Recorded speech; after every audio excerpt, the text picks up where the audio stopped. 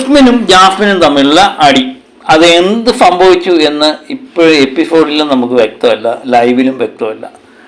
Jasmine അങ്ങോട്ട് ചെല്ലുന്നു, stove off ചെയ്യാൻ വേണ്ടിയാണ് ചെയ്യുന്നത്. റസ്മിൻ പിടിച്ച് നീക്കുന്നതാണ് കാണുന്നത്.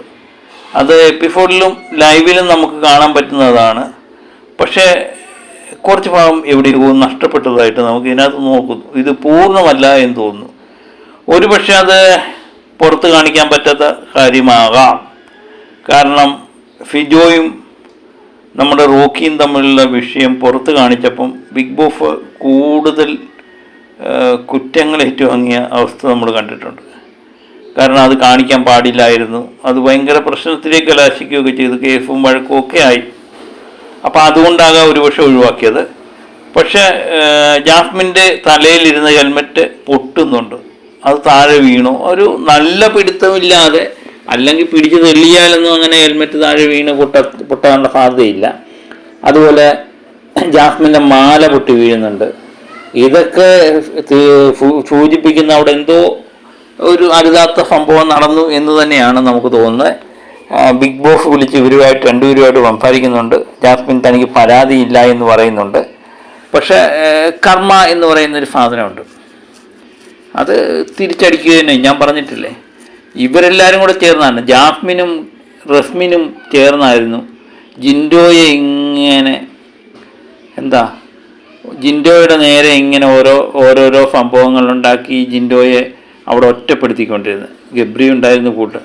ഇപ്പം ഗബ്രി പോയി, ജാസ്മിൻ ഒറ്റയ്ക്കായപ്പം ജാസ്മിനെ വിട്ടിട്ട് റസ്മിൻ മറ്റൊരു കൂട്ട് കയറിപ്പോയി എന്നേ ഉള്ളൂ.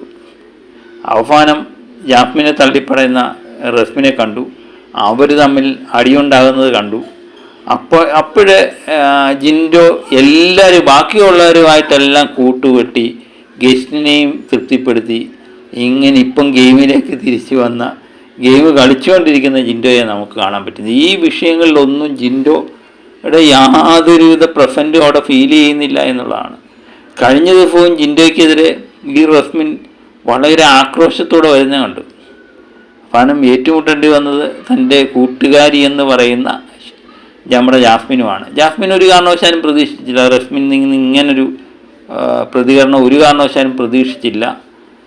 ഏതായാലും ജാസ്മിന് കിട്ടിയ ഏറ്റവും വലിയൊരു അടിയാണ്.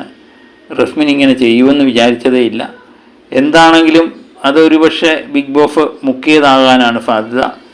ആ അടി നടന്നോ ഇല്ലയോ എന്നൊന്നും നമുക്ക് വ്യക്തമല്ല. പക്ഷേ ഇതെല്ലാം കണ്ടിട്ട് ശ്വേതാമേനനും ഫാബു എല്ലാം നിപ്പുണ്ടായിരുന്നു. അവിടെ എന്തെങ്കിലുമൊക്കെ നടന്നു കാണും എന്ന് നമ്മൾ പ്രതീക്ഷിക്കുന്നു. എപ്പിസോഡിലും അത് കാണിക്കുന്നില്ല, ലൈവിലും കാണിക്കുന്നില്ല.